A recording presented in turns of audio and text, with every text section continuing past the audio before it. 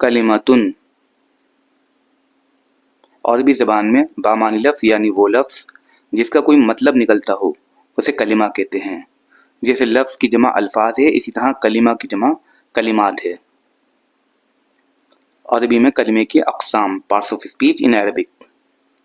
کسی بھی زبان کو سکھانے کے لیے اس کے کچھ قاعدے بنائے جاتے ہیں۔ قاعدے بنانے کا بنیادی طریقہ یہی ہے کہ اس زبان کے تمام کلمات کو الگ الگ گروپس میں اس طرح سے بانٹ دیا جائے کہ اس زبان کا کوئی بھی کلمہ یعنی بامانی لفظ اس درجہ بندی یعنی گروپنگ سے باہر نہ رہے۔ عربی زبان کے تمام کلمات کو 3 قسموں میں بانٹا جاتا ہے۔ یہ 3 قسمیں ہیں: اسم، فعل، حرف۔